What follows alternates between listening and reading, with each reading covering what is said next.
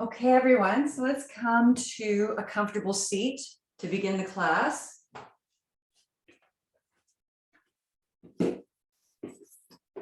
Take some blanket height to sit on. Or you could sit on a yoga brick, whatever you have available to you, maybe a bolster. And take whatever you need to sit tall. Shoulders back, pinning the shoulders back, broadening across the collarbones. Whatever you're sitting on, see that your groins are relaxed, knees descending. The skin of the buttocks moves up toward the back waist. So there's an action of the skin of the buttocks lifting toward the back waist. Skin of the shoulders moves down toward the back waist. Guruji Iyengar describes this at length in Light on Pranayama. He has a whole chapter on how to sit. You want to have a little bit of a sense of tension at that point of the lumbar where it meets the where it meets the sacrum. So right in that lumbar level, there's a little bit of moving in and up like a natural lumbar curve. You can take the thigh flesh and just lifting your right buttock, roll your thigh flesh under and draw it back. Do this on the other side. Roll the thigh flesh under and draw it back. Broadening your base of support and feel sharpness in the sit bones. Shoulders back, chest lifted. And then from here, we'll inhale the arms up, Urdhva Hastasana arms. Turn the arms in toward the midline, spread the palms, spread the fingers, lift up. As you lift up, watch for that tendency for the knees to lift and the groins to tighten. Instead, as you reach up through the arms, lift up through all four corners of the floating ribs, feel the height that comes from the waist to the armpit chest. And maintain this as you lightly float your hands down to your knees. Pin the shoulders back again. And then with an exhalation breath, close your eyes. With your eyes closed, turn your gaze downward. So not only the eyes closed, but the gaze is toward the heart center.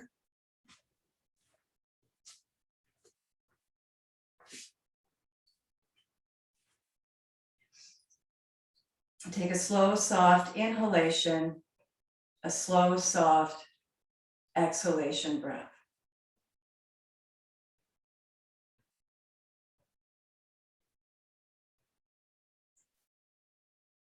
And not only the eyes are gazing toward the heart, but as you exhale, the brain itself floats to the heart center, to the abode of the Atman. So moving away from the thinking brain. Well, the brain, the organ itself, is still in the cranium, but the mind self floats to the heart center and connects with the heart center, no longer ruled by the analytical brain. Slow, soft, easy breathing. Slow, soft inhalations, slow, soft, smooth exhalations.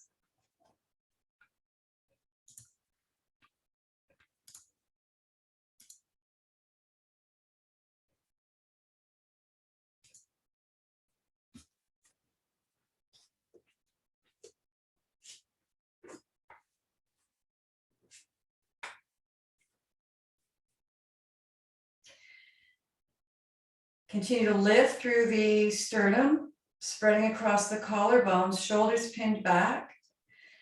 Align the perineum of the pelvic floor with the crown of the head. Knees descending. Use the minimum effort to maintain this position, this yogic seated position. A slow, soft, smooth exhalation breath. A slow, soft, smooth inhalation breath. And as you exhale, slowing down the exhalation breath,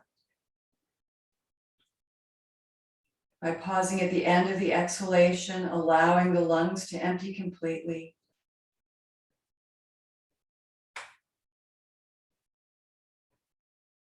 Father Joe has said that we breathe the way we think, which is never completing one breath before going on to the next.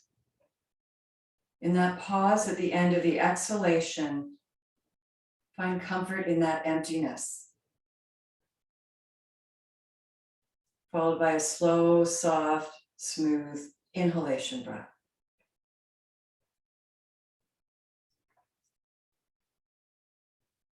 And then after your next exhalation, open your eyes.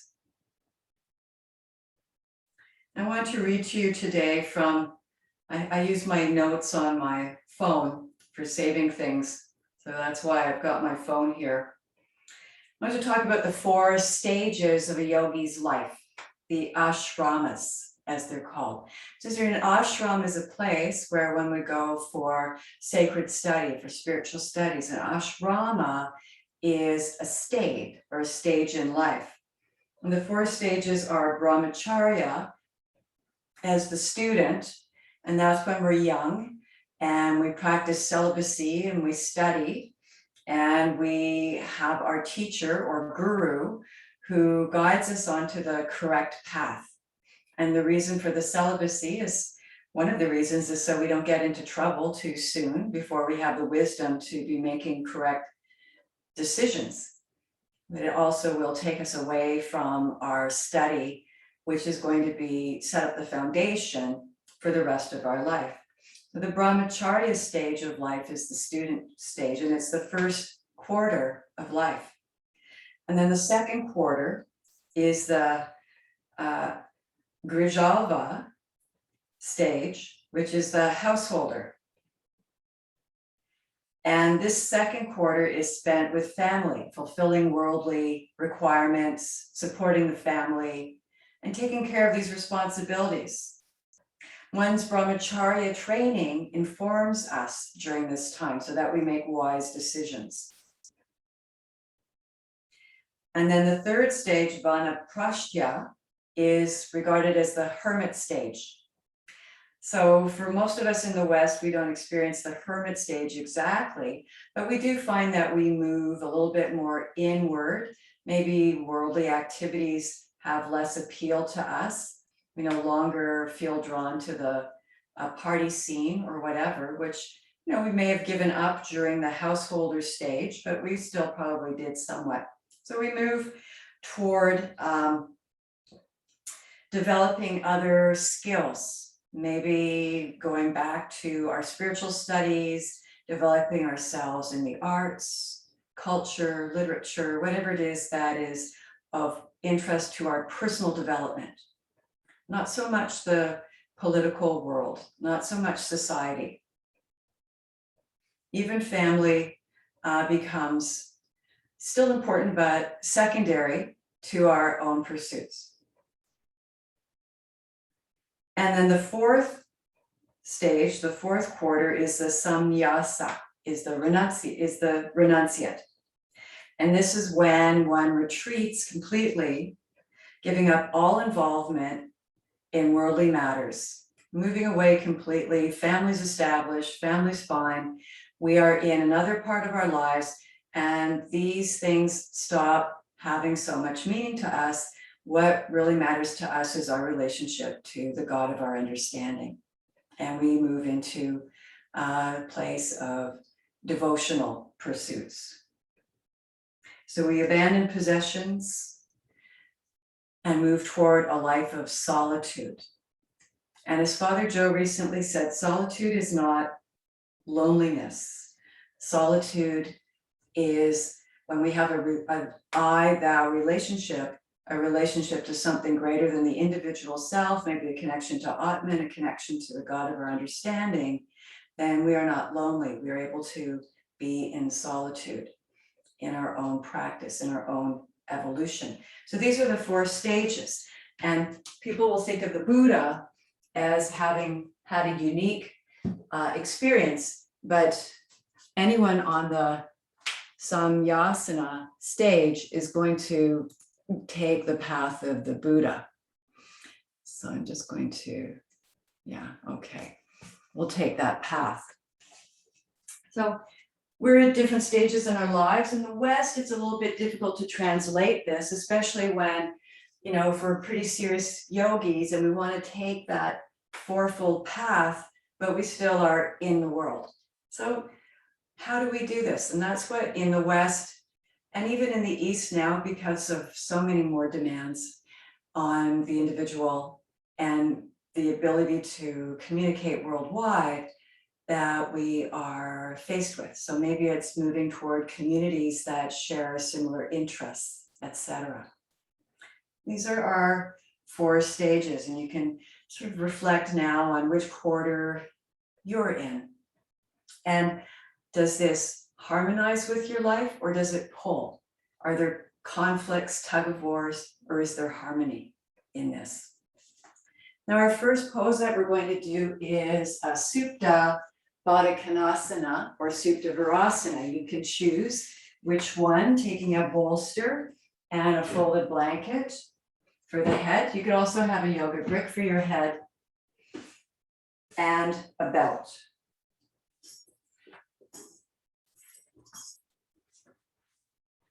So we could say that also our values change as we evolve on this path.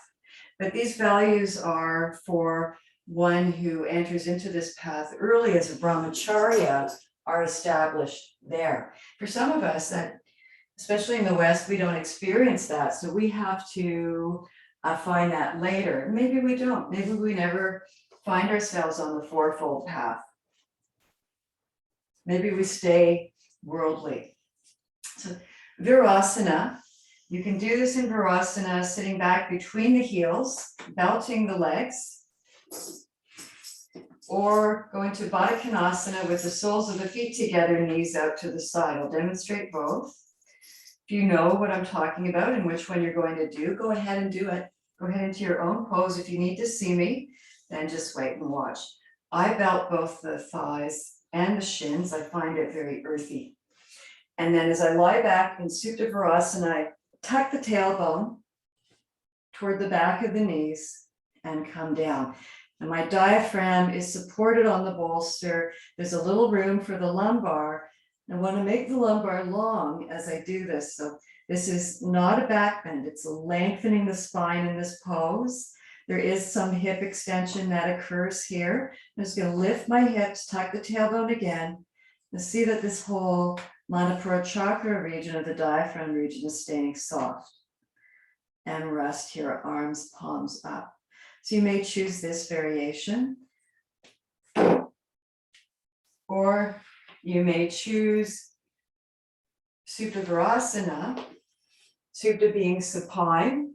Supta Baddha Konasana. I just demonstrated Supta Virasana. Supta Baddha Konasana, soles of the feet together, take the belt overhead, and below the waist, and then bring it around the feet so that the belt comes between the knees and around the ankles. Have the tail of the belt facing you so that you can pull it in, bring the heels in close to the perineum, the pelvic floor, as you lie back. And again, I'm going to lift my hips, tuck my tailbone toward my heels this time, lengthen the spine as I lie back. And once you're here, take a full inhalation, full exhalation breath, and let go. Now, if you're in Supta Baddha Konasana, as you rest here, if the groins feel tense from the weight of the knees, if the knees are high, you can take yoga bricks and put them under your knees.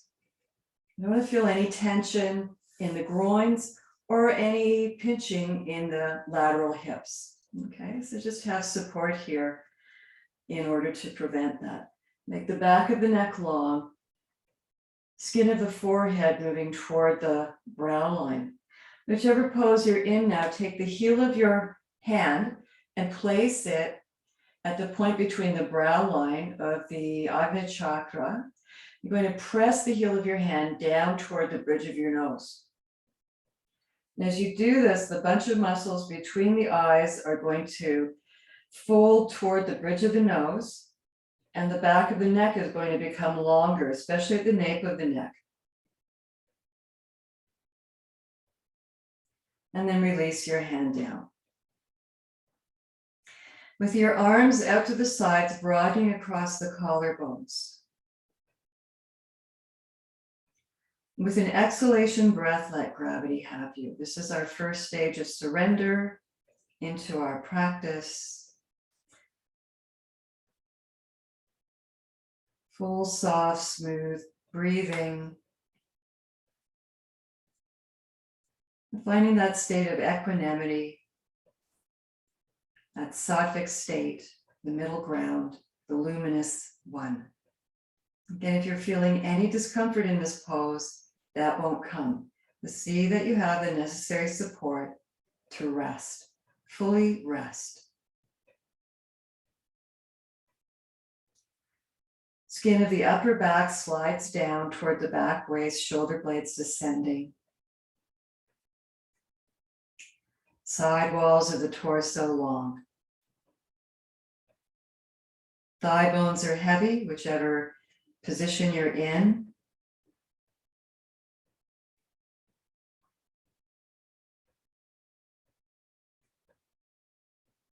Again, floating the mind to the heart center, moving away from the egoistic brain center to the more intuitive heart self.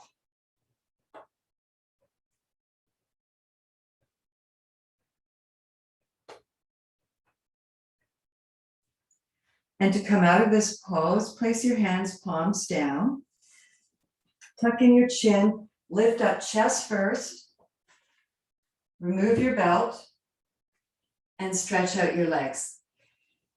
Whichever version you're in, stretch out the legs, spin the thighs, and extend out through the heels.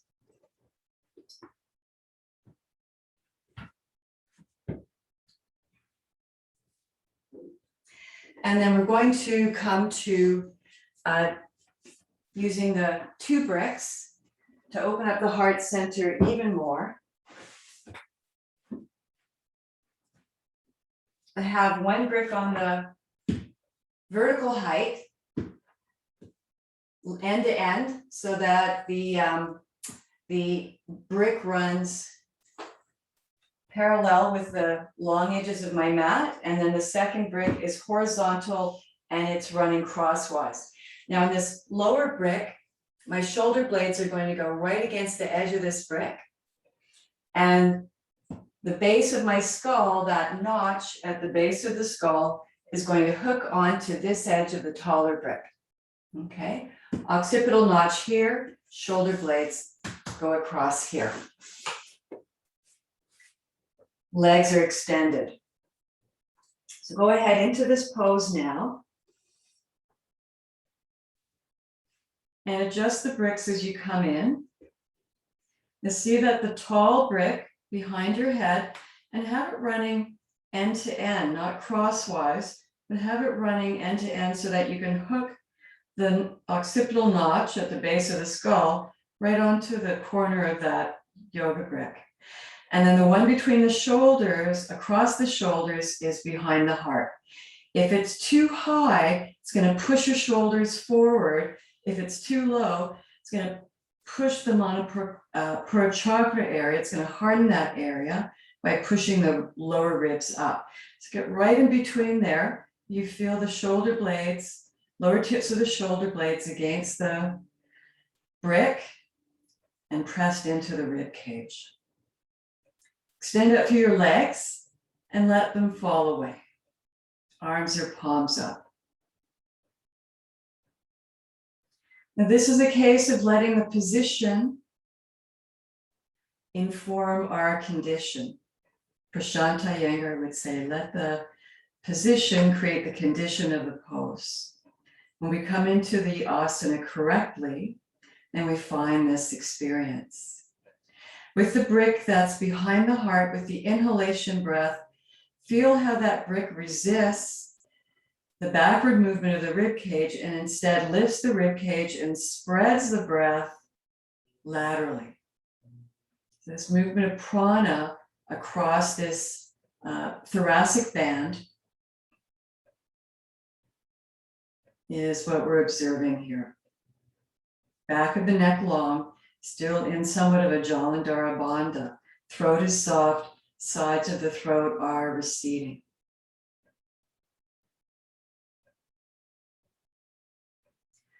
For us to be able to enter these stages of a yogi's life, to move from householder to hermit to renunciate, we need our yoga practice. These are the stages of a yogi's life. Without our yoga practice, we will continue to be pulled out into the world. And we will run into conflict when there is this part of us that wishes to take the fourfold path of a yogi. And this doesn't mean that we don't interact in the world.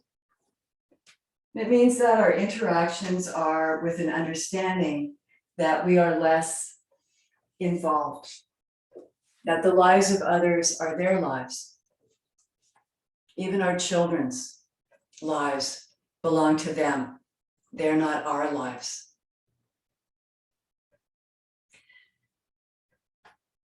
Slow, soft, smooth, easy breathing.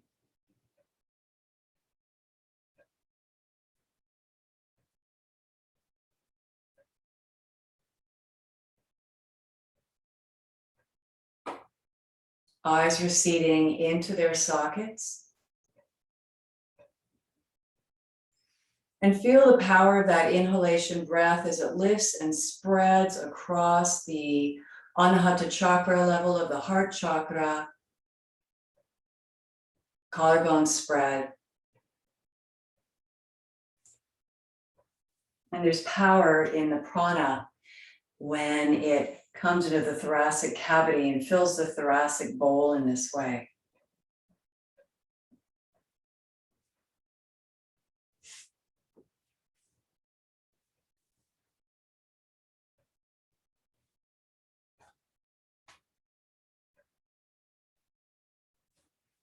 And now preparing to come out of this pose, turn the palms down, tuck your chin in slightly and come up chest first. Push down through the palms and sit up. Place your bricks to one side. And sit in Dandasana. Spin the thighs in, stretch out through the heels, the soles of the feet. You can see your feet here. As you extend out through the heels stay grounded. Don't let the heels pop up off the mat. Take the heads of the thighs down. You can place your heel of your hands at the root of the thighs and press firmly down here. And you can feel how the quadriceps want to fight back. We want to get those bones grounded, get them earthy. As you extend out through the heels, quadriceps are firm, kneecaps are firm. Spread the soles of the feet, bring the big toes to touch and spread all the other toes away. Now here you can do as we did in our beginning, roll the thigh flesh under and draw it back, broadening your base of support, coming onto the sit bones, sharpening the sit bones underneath you, pinning the shoulders back, and from the base of the spine, move in and up. Now if you're rolling backward, go ahead and take a blanket.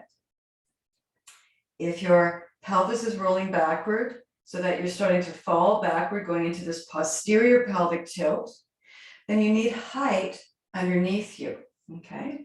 So in which case you would take 1 to 2 blankets and place them under the sit bones.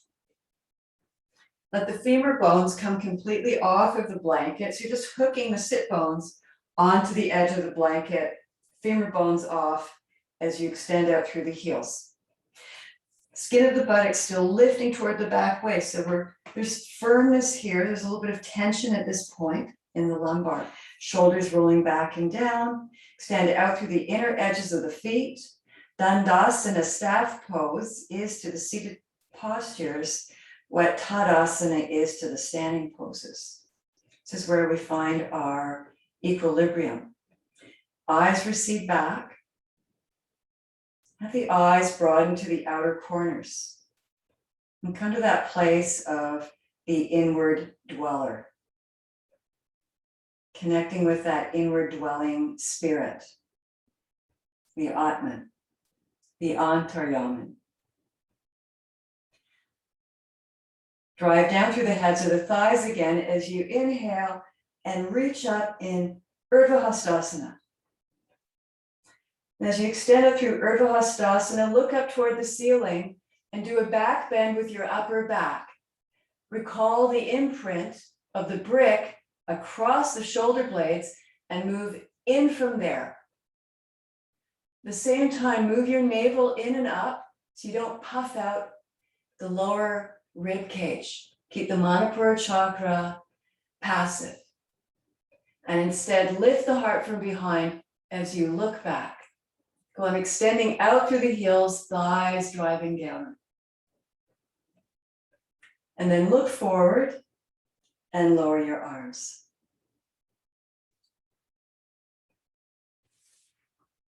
Now we'll come to Adho Mukha Svanasana. I want you to have head support in your pose today, whether it's one brick or two bricks or a stack of bolsters, whatever you need. Okay, so I can get my head down to one brick, but you may need two. You may need upright brick. You'll see when you come to this. I'll demonstrate first. Then I have my brick going lengthwise because this creates a long landing pad. If I have it crosswise, this is the only point of contact. But if I have it this way, I can contact the brick at any point along here. So I think of it as a longer landing pad for my head as I come up into this pose.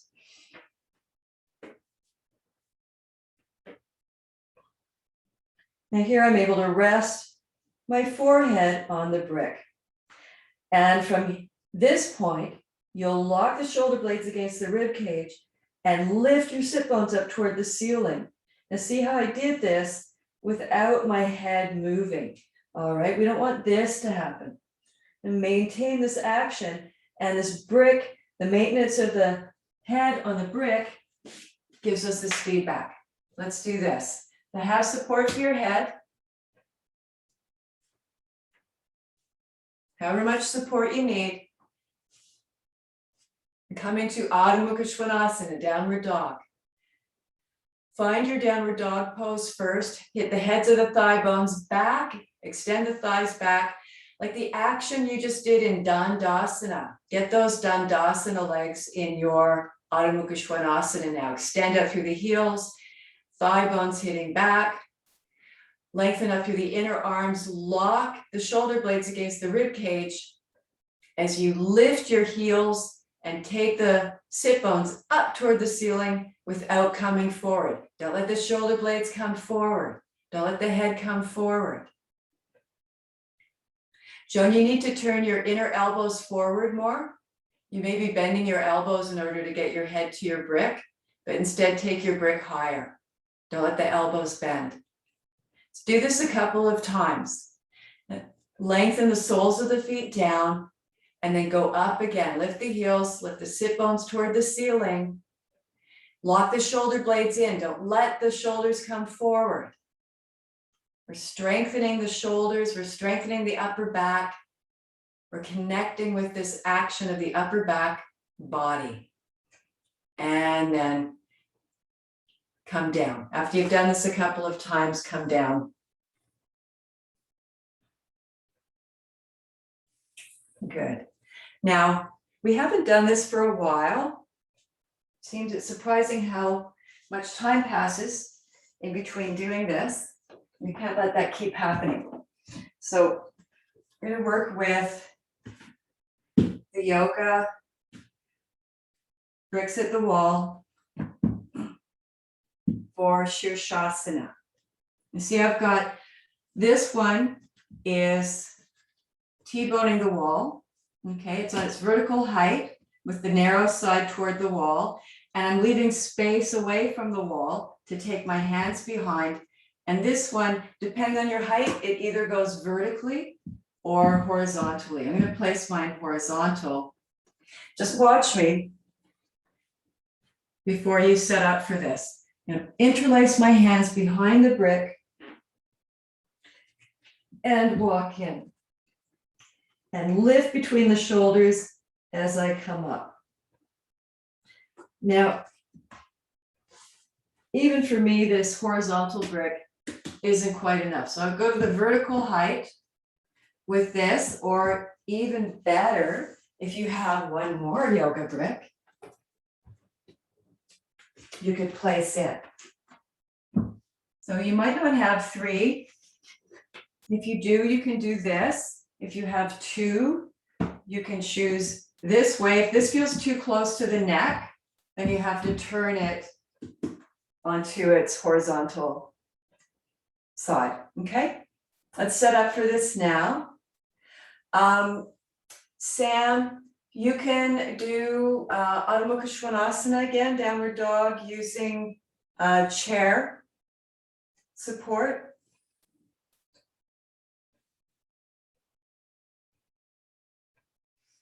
Okay, so setting up, then take your hands, interlace them behind the lower brick. Elbows no more than shoulder width. Get the flesh of the forearms to the inside of the bone, inside of the lower arm bone. And then lift the inner shoulders and walk in. And your head won't be on the floor when you do this. The head is off the ground. Press down firmly through the elbows and then lift the spine. Lift the heels up and lift the sit bones toward the ceiling. Let your head hang.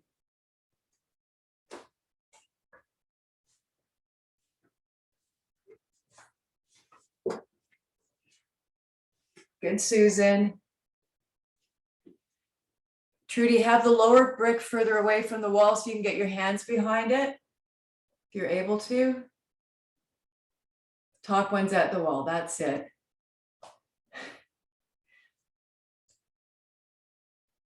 Ron, you went all the way up, that's okay. You can stay there. That's it, so open up the armpit chest. Feel how this opens the armpit chest as you do this. And then walk out to come down.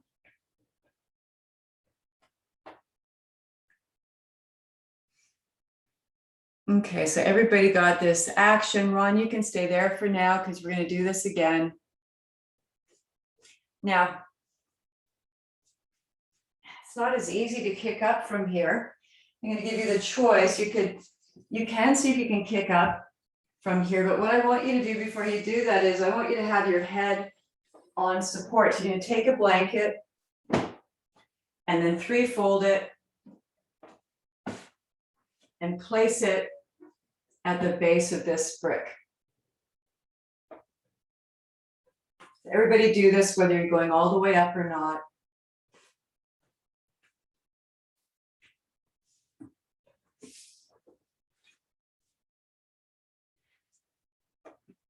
And then you'll walk in again. Hands interlaced behind the brick. And this time as you walk in, the crown of your head will be supported by the blanket. So really get the support from behind the crown of the head. Drive down through the elbows and you can decide if you want to kick up from here or you can just continue with the action of walking in. Drive down through the elbows, lift up through the inner shoulders, spin the thighs in and stretch up through the legs. Those who go up, come down one leg at a time. As you come down, you keep one leg lifted, and this creates lightness as you come down. But don't feel like you have to come down right away. I'm just coming to see you all. That's it, walk in, and if you feel comfortable here, first reach up with one leg and then go ahead and kick. Good, Susan.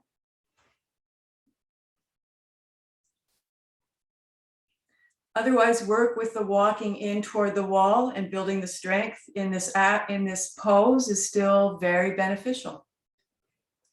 It is hard to kick up into it. So if I were there, I would be able to take you up one leg at a time. That's it, Trudy. Alternating legs is a good idea. Good way to work with it.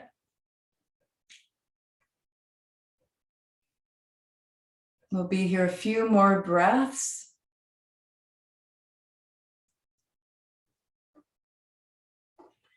Mary and Sam, you could alternate taking your legs up one at a time from the whatever position you're in. Looks like you're in Adho Mukha Svanasana. You could do Ekapada Adho Mukha Svanasana, one leg at a time, downward dog pose. You could also do this, Joan.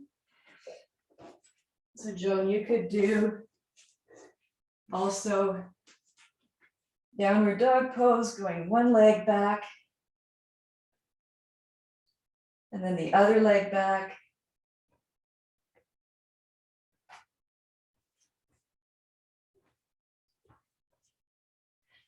And once you do come down from your pose, stay down. Come into Adho Mukha Virasana, child's pose for a moment, and rest there.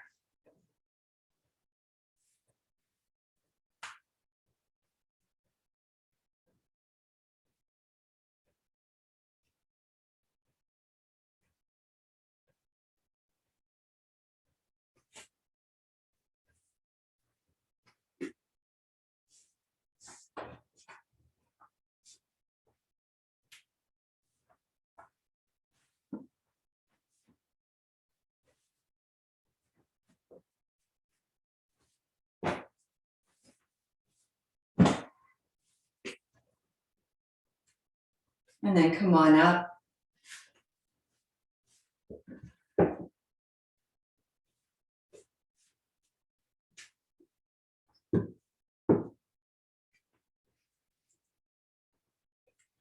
So now let's do a little bit more practice. So we're going to move into some, let's move into some back bend directed work now with our practice today. And I was thinking yesterday, last week we did all these twisting actions. Now maybe I'm going to go in that direction. I had that in mind for today too. So let's do that. Let's come back to being seated. When it comes to the order we do our practice in, there's no hard rules. There are a few hard rules. There's a few hard don'ts, but there's also a lot of leeway. So we just did some supported work, worked on opening up the chest and broadening this area in preparation for Shavasana, headstand, but the prana flowing in this region. We did a seated posture. Now we're going to come back to sitting. Do a couple of more seated postures before we move on. I want to get into some Parita, some twisting work again today. So here from Dandasana, we're not doing Parita, Paschimottanasana again today. I want to take that action of that open chest action a little bit further though. Reaching up through the arms, exhale, catch hold of the outside of your feet or use a belt. Whatever you need. And I want you to have an open chest. Whichever variation you're doing, we're focusing on the chest box here. Extend up through the heels, thigh bones descending, arms into the sockets, not letting the arms come forward. Don't let the shoulders come forward and round the back. Arms move in the direction of the sockets, shoulder blades descending. As you drive down through the heels, lift the frontal spine. Lift all the way from the pubic plate to the breastplate. Lock the shoulder blades in and do a back bend with your upper back. Look up. Do a back bend with the upper back. This is very strengthening for the paraspinal muscles, the long muscles of the back on either side of the spine that are so important for your posture. Good. Now release that action. I want to keep this open chest concept as we go forward into the next series of poses. You have a belt. Take your feet wide apart for Upavista Konasana. Again, sit on however much height you need to be able to sit tall. Now we did Upavista Konasana, Parshva Upavista Konasana last week, and we'll start with Parshva this week, then we're moving into Parvrita. So we're just going to do a little bit of Parshva to help us lightly, to help us get prepared for the Parvrita action. Now turning toward your right, I'm actually pushing my hand against the left in order to revolve toward the right side. Then reach up through the left arm, exhale, catch the outside of the foot. If you can't catch the foot, use your belt. Okay, work where you can, belt or foot, whatever's available to you. Right hand is on the outside of your leg. You're going to push into your mat as you pull on the foot or the belt and turn from the navel. Now here, do the back bend with the upper back, lift the chest. Broadening the chest box region, keep it open. Think of the chest as a big, broad box that has to remain spread and open in order to function. As you extend out through the left heel, move in through the left kidney as you turn the navel from left to right. Go on, get that churning action at the level of the abdomen, both sides of the torso facing your right foot. And now you can catch hold of both sides of your foot with your hands or using the belt. Again, drive down through the heads of the thighs, move the spine in and up like you did in Dandasana, staff pose. Get that upright posture and do a back bend with the upper back. Maintain that as you exhale and fold over your right leg. And as you fold over the right leg, reach out with your right hand, turn the palm out, catch hold of the back of the wrist with your left hand. That's the opposite of what we did last week with the hand action. So maybe you'll notice how that works differently. We feel the length occurring in the left side of the torso more than the right. So now from the outer right ankle, zip the outer leg up toward the hip socket, like there's a seam in the outer leg, and cut the outer corner of your right hip back. So the right buttock moves toward the midline. Lengthen both sides of the torso, bring the left side down even faster than the right, elbows bent and lifted. And those who can take your head down can do so. First, take the chin to the shin, and then the forehead. Eyes soft, breath soft. Release the shoulders away from the ears. Free up that space. And then cut down through the thighs. Inhale back up.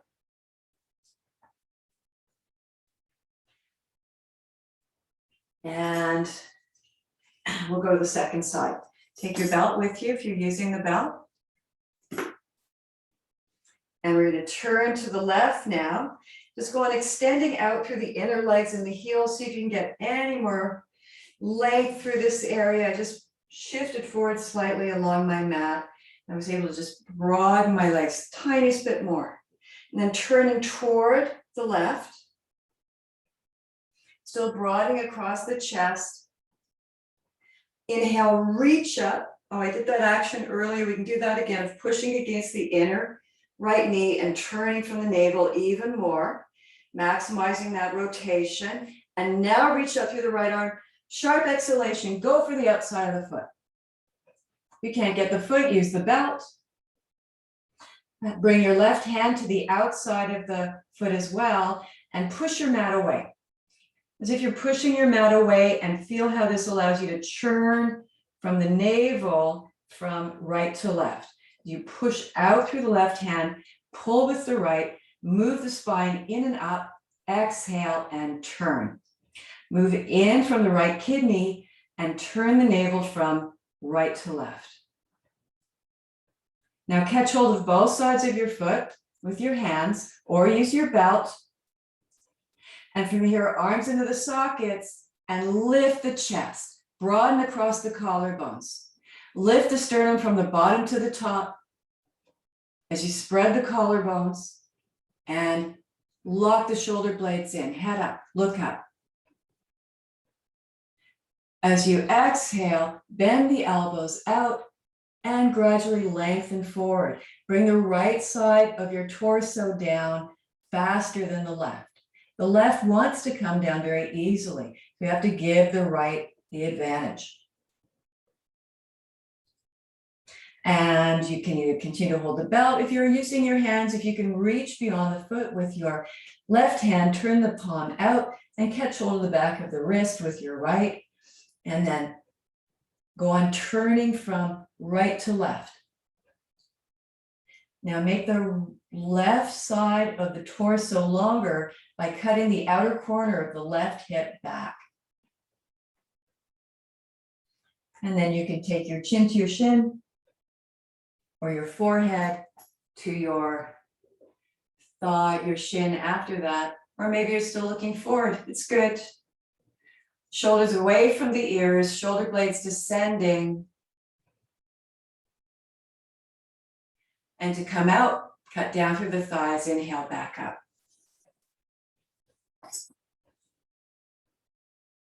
Now going back to the right, we're going to do the Parita. So watch me this time as I demonstrate this. I'm going to put a belt on the inside of my foot. And I'm turning toward the left. It's like I want to take the back of my body down to my leg. Again, I want to focus on keeping this open chest. See how I slide my right hand down to the inside of the leg and catch hold of the foot. Now, if you can't catch hold of the foot, the belt is there for you. Just watch me for now. Don't do it yet. And then once I'm here, I'm going to use my elbow against the inner leg to revolve. Turn, turn, turn. Extending out through both heels.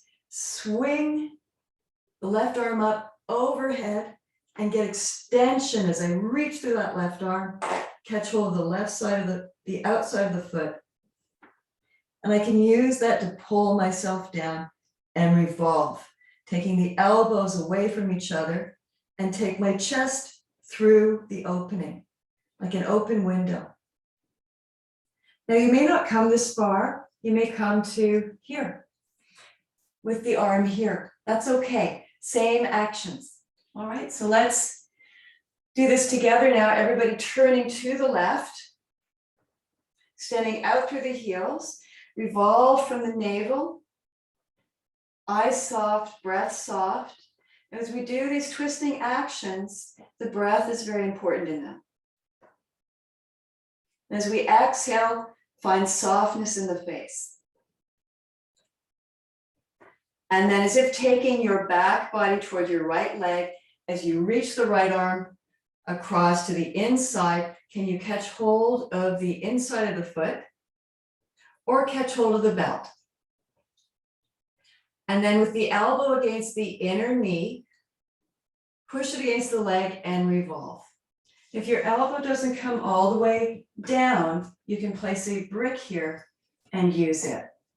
You can work with the yoga brick and press the elbow against this. Okay, whatever point you're working with this today, go on turning, get the rotation action here.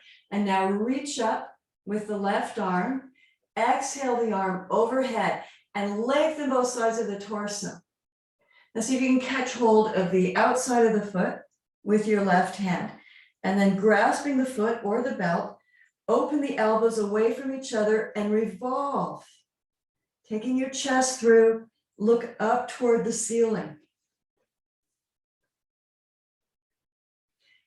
Pin the top shoulder back and bring the lower side of the chest forward. That's good, Joan. Working where you can in this pose. It's beautiful. With the exhalation breath, turn. With the inhalation breath, extend to the right. Keep the belly soft. Go on extending out through both legs. And although that left buttock becomes light, can you make it heavier? Can you find weight in that left buttock? And then with the upper arm, inhale, reach up.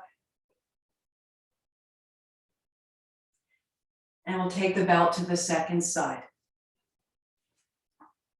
If you're using the belt, have the belt on your left foot. Have the belt to the inside of the foot.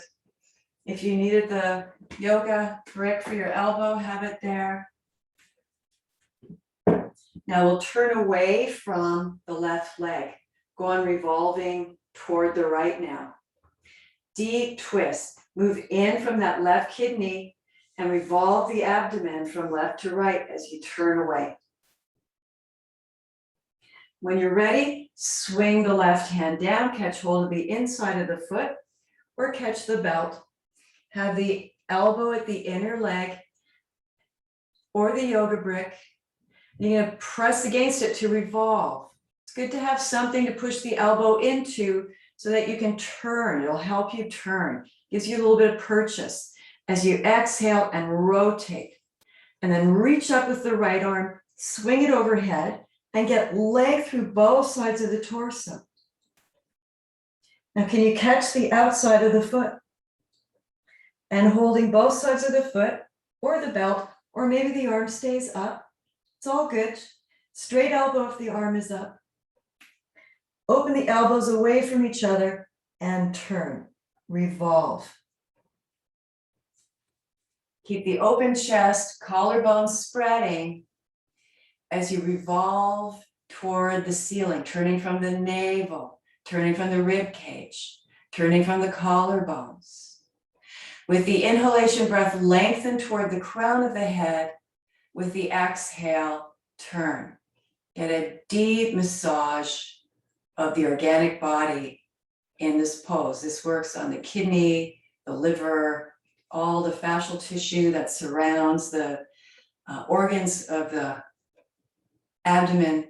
Get a deep massage in this. It's very good for tone. And then reach up with the upper arm, come all the way up, thigh bones descending. Good. Bring your hands to the outside of your legs. Help your legs together. Just be here in Dandasana for a moment. Experience the sensations in the torso, the length of the spine. And to further this, we'll come back through Adho Mukha Svanasana. Adho Mukha Svanasana is a spinal extension pose. When we do these twisting actions, we can come back through Adho Mukha Svanasana to experience how the twist has worked on the spine. So everybody come into Adho Mukha Svanasana now. We're doing this as an explorative pose, in your own pose. You can rock the weight a little bit from one foot to the other. Swing the hips slightly before settling in, and then take the heads of the thighs back as you press down through the palm pads and get that beautiful long expansion in the spine. Expansion, that's a cross between expansion and extension, in case anybody was wondering.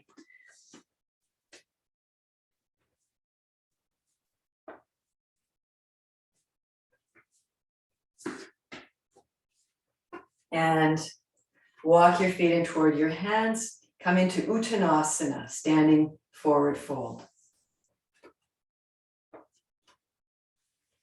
And clasp your elbows with the palms to the inside of the elbows and press down through the palms to lengthen the elbows down toward the floor, the crown of the head. Rest in the forearms. And Sam, you either are using a chair to stretch away from, or you can have your hands at a wall, but I think you're probably using a chair so you don't come down too far. Everybody grip the floor with their heels and swing your hips slightly forward. Descend the elbows down to correct. Good, Trudy, it's good to fall forward sometimes. To come out, bring your hands to your hips, pin the shoulders back, inhale and come up. Okay, so Parita Trikonasana, we haven't done this pose for a little while. And I thought we would use the chair to do it again today, if everybody has a chair.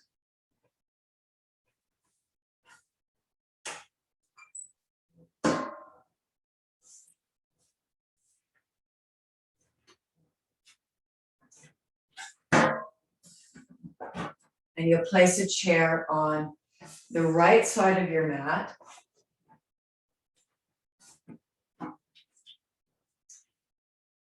And step back for Parita Trikonasana. So as if we were going to come into Uttanasana, forward fold. Okay, so take what you need for this.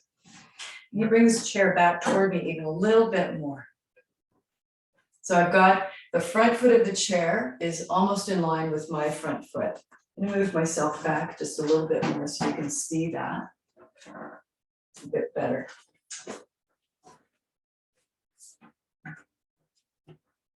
Okay, and when I do this, I'm back far enough that I actually have my back heel against a wall, which is very helpful too. So if you want to use a wall for this, thighs spinning toward the midline, you just watch me for a minute. I'll show you what we're going to do in this pose. This is thighs turn in, folding forward from the hips. Heads of the thighs move back toward the back end of your mat. And from here, I can reach up with this left arm and bring my hand to the chair leg, my other hand to the back of the chair and turn. I can bring this hand, this arm onto the chair seat and turn more. So I can use this chair action to help me turn in this pose. The whole time I'm doing a back bend with the upper back, okay? So I'll tell you the tendency is for the front body to shorten in this pose. You have the chair for balance. You're totally supported here. So then lengthen forward in the frontal spine as you turn. And if you feel you have the stability, you can reach up. And we'll come up, turn the feet parallel, and take the chair to the second side. Okay, so everybody join me here with the chair on the right side. I have the front leg of the chair very close to my front foot lengthwise, so that the seat of the chair runs almost beside me. Okay, spin the thighs in toward the midline and hit the thigh bones back. We're going to begin by stretching up through the arms. Get length in the frontal spine. And then hit the heads of the thigh bones back as you fold forward. Go on reaching forward through the arms and bring your hands down to the chair. Now you can bring your left hand down to the front chair leg, right hand to the seat, and start to turn. Push your hand into the chair and begin to revolve from the navel. Revolve from the rib cage. You can take your left hand onto the chair seat, right hand on the chair back, and turn more. As you do this, bring the left side of the chest forward, right shoulder back.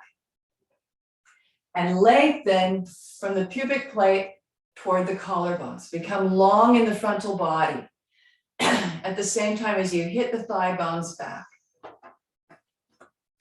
Trudy, can you bring your hand onto the chair seat?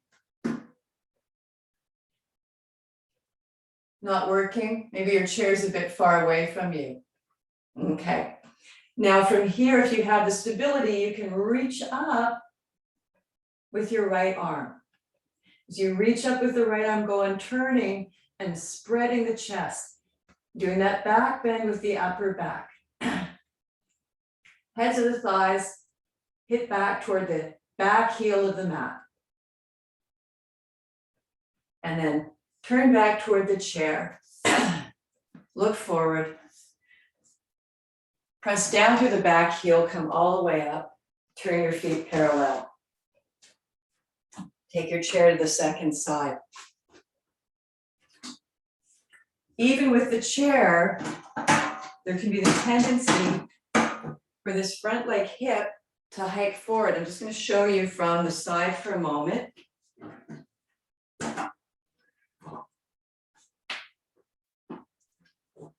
I'm going to keep the chair out of the way so you can see my hip. As we come into the pose to this side, watch for the tendency for this hip to come forward and this frontal spine to shorten. Cut the outer corner of this hip toward the heel end of the mat and lengthen the frontal spine from the pubic plate to the collarbones. And then you can reach up. Okay, we'll do this on the second side. Get your left foot back, right foot forward.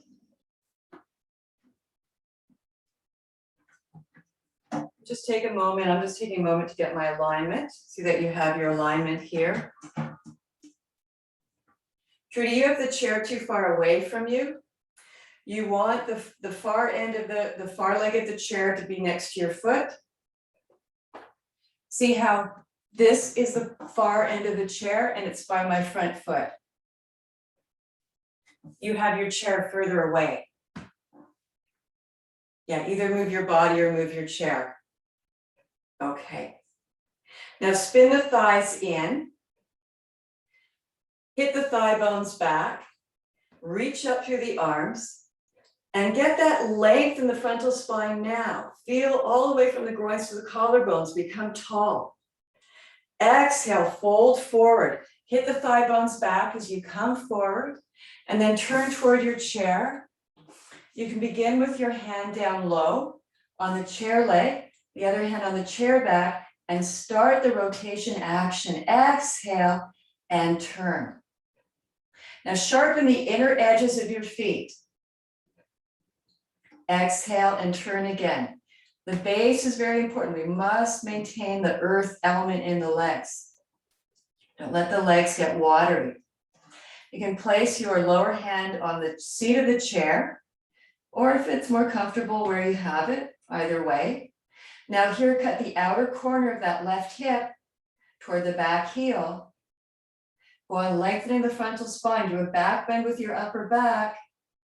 Bring the right side of the chest around, left shoulder back, and you can reach up with the left arm, coming into the full revolve triangle.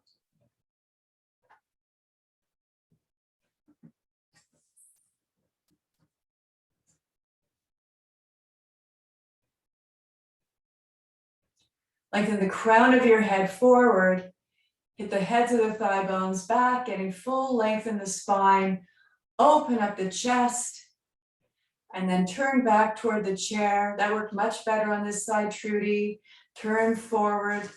And then press into the back heel. Come up. Turn your feet parallel. Step your feet together. Nice work. Okay. Let's do the first two stages of Dvipada Viparita Dandasana today. And then if there's time, we'll go into Sarvangasana. So have your bolster if you need one, or for your feet. Have a brick for your head. Have a belt for your thighs. We're just going to take the head down to the brick today. So you may not need support for your feet. Sam, you use a second chair to take your head to in this pose, so your head doesn't go low. Or you just build up the brick higher. Yeah, I don't actually need this. If you want to have something comfy on your seat, you could do that. Okay, so make a loop in the belt. Yeah, and so anybody with glaucoma would not want to take their head low. So in this pose, you would have more support under the head so that the head is not going below the shoulders. Make the belt firm. And Iyengar would say it has to eat into the flesh, it has to be very firm. And the idea is it keeps the legs together, so it's less work for you, but it also lets you know if you're extending out through your legs properly, because you'll feel the belt. And tucking the tailbone, then I lie on the chair, extend out through my heels and bring the head to the upright brick, so vertical brick.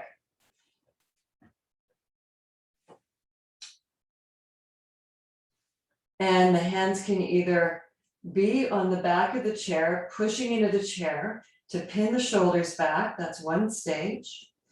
You can reach the arms overhead to get that length in the frontal spine. I love doing this. Extending out through the heels, extend out through the fingertips.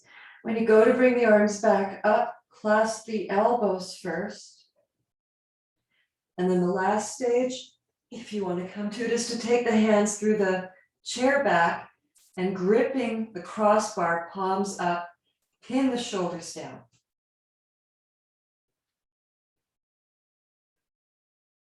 The gaze is toward the heart. Okay, so this is a pose of surrender. This is a pose of egolessness. This full pose is the brahmacharya, the student's prostration to the guru, the teacher. It is a sign of reverence. And it could be a gift to an elder. Back of the head is supported. Outer shoulders are pinned down, thighs spin in and stretch out through the heels. And broadening across the heart center. Feel the spaciousness here. Then observe how the breath comes in.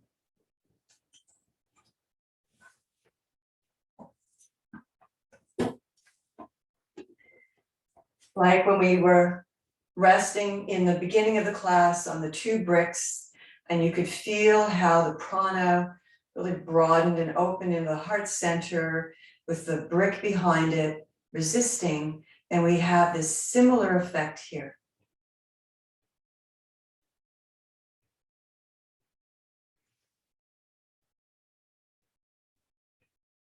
And if this is uncomfortable for your low back, you can raise your feet, place your feet on a bolster, or walk your feet up a wall.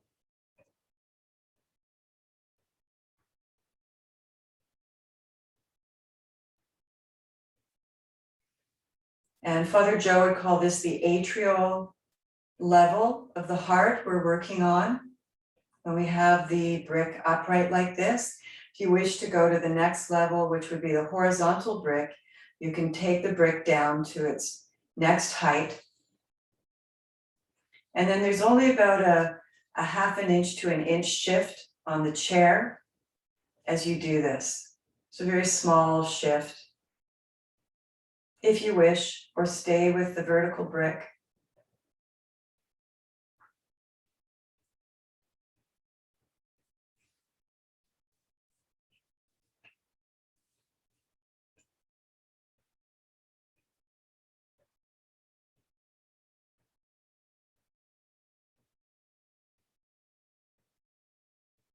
Trudy, you look like you came off the chair quite a bit when you did that.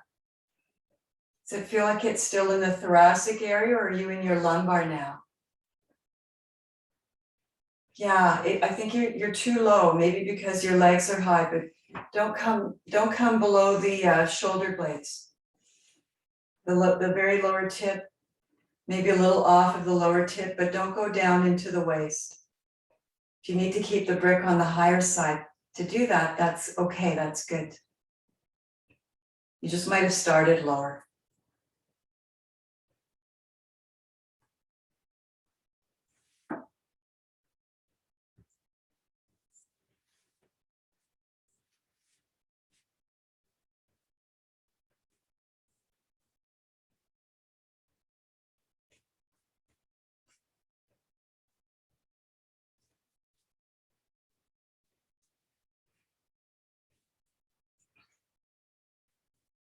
Now bring your hands back to the back of the chair. Catch the sidebars of the chair, bend your knees, tuck in your chin, and pull yourself up to sitting.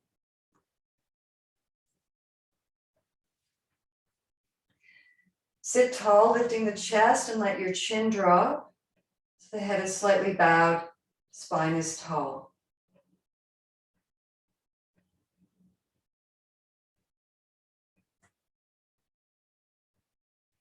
We're going to do a twist here. Inhale, reach up through the arms. Get length in the spine, sharp exhalation, turn to your right. Now push out into the belt to anchor the legs. Push out into the belt, stamp down through the feet, pin the shoulders back, inhale, become taller. Exhale, turn from the navel. You can reach your hand around to the far corner of the chair, or you can come all the way around and catch the far side of the chair. Inhale, lift, exhale, turn.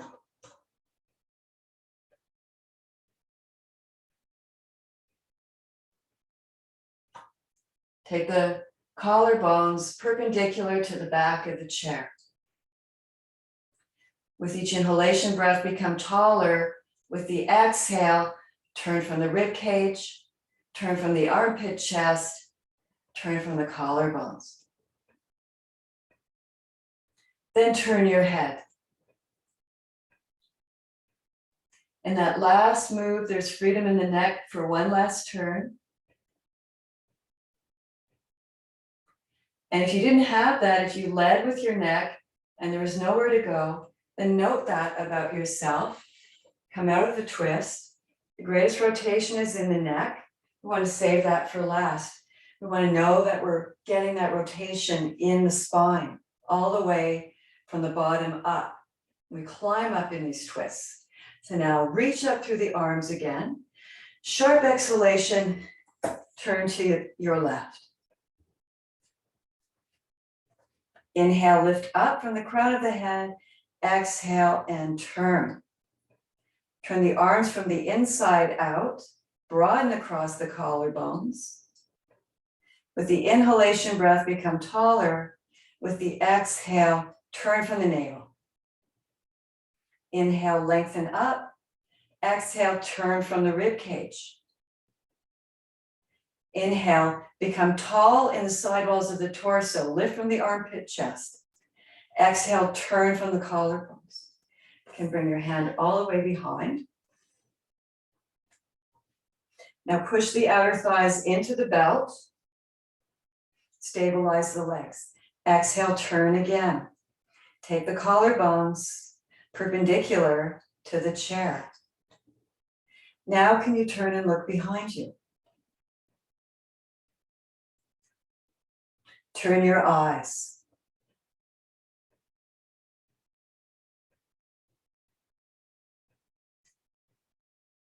And then release. Turning toward the chair back, remove the belt.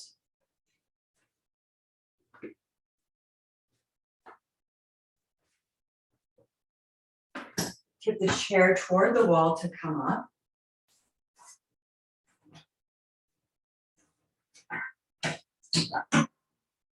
And put the brick away. And we're going to finish just sitting on a bolster facing the chair. You can have something soft on your chair like a blanket. Sometimes we want to feel the hard, sharp coolness of the chair, but now we're winding down and something soft will help move us toward that pratyahara state, that quiet state. And sitting with my legs crossed on a height, the bolster, and moving the buttocks back, fold forward, resting my forearms on the chair, and then resting my forehead. Forehead comes toward the front of the chair, so you feel that Agni chakra against the softness of the support.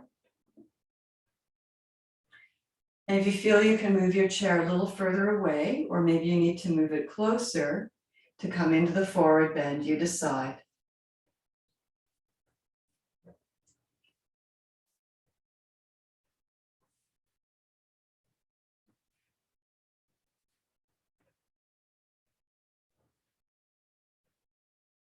Let the shoulders be heavy. Let the breath be soft, the belly be soft.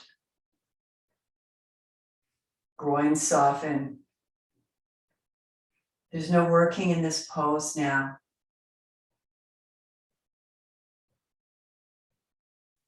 Just doing a restful inward turning pratyahara pose to prepare us to move into our Shavasana. Coming up just enough to change the cross of your legs.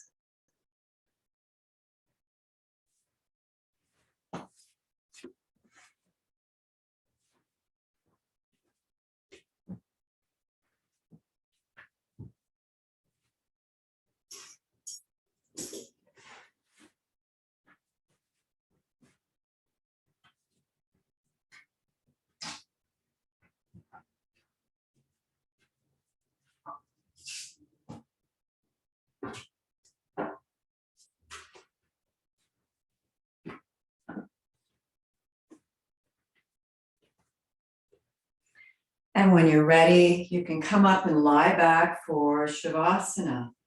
If you'd like to take your calves onto the chair for a chair Shavasana, you could then put a bolster on top of the shin bones or lie flat with a blanket under your head, maybe a bolster on top of your thighs for your final Shavasana.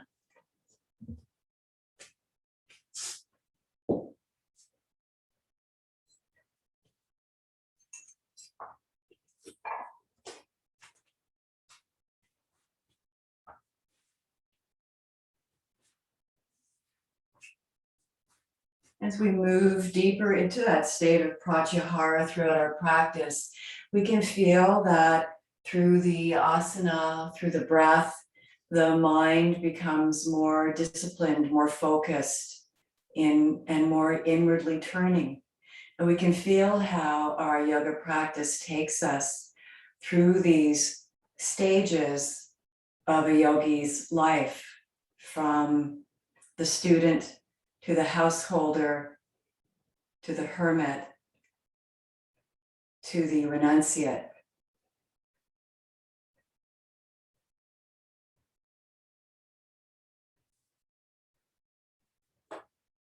With an exhalation breath, let loose everywhere, let everything go.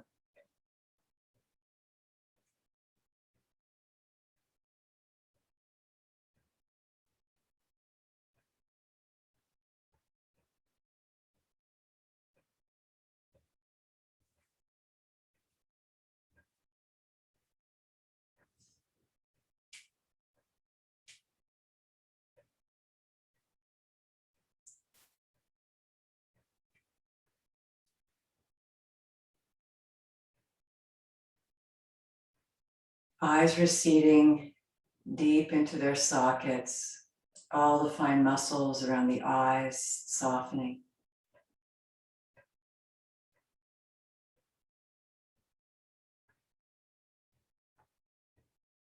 Relax the jaw by letting the teeth part, inner mouth open, outer mouth closed, throat soft.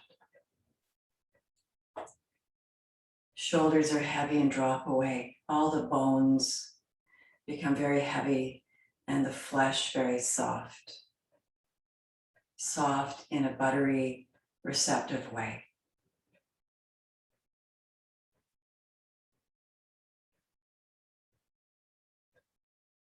All the organs of perception fold in on themselves. The desire to speak, hear, taste, smell, all disappear as we go on that renunciance journey.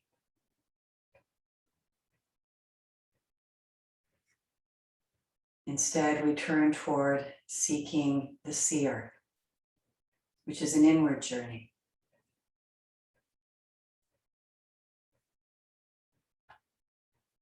Mr. Iyengar, when I first studied in India, he gave a lecture and he said, we each must go deep into our own cave. And this is the renunciate's cave in the mountains in the Himalayas. We can't all go to the Himalayas, but we can all go inward.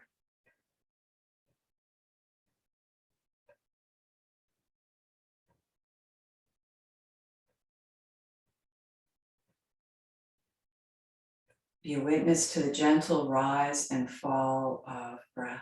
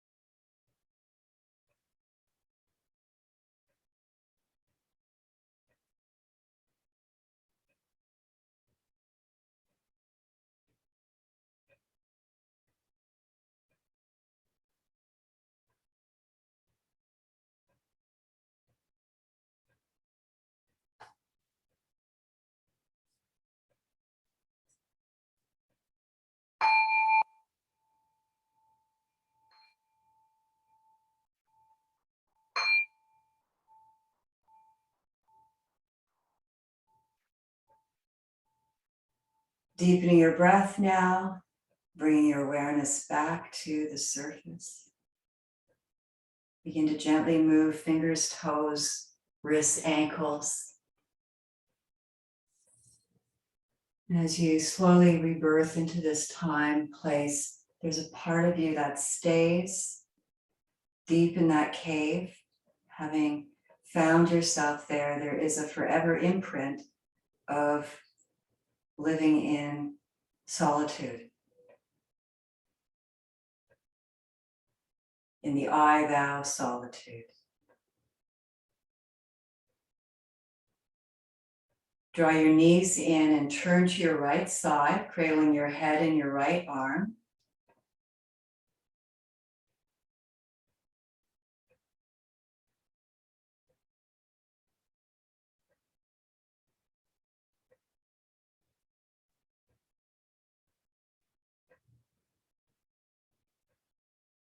And turning toward the floor, gently push yourself up to sitting.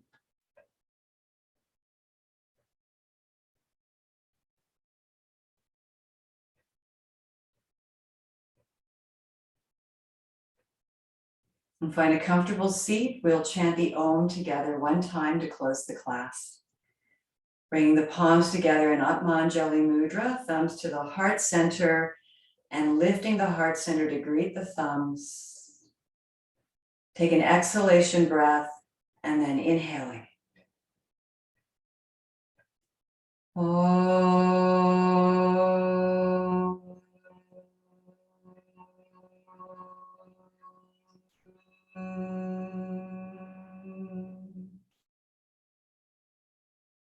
May the benefits of our practice be shared with others. Namaste.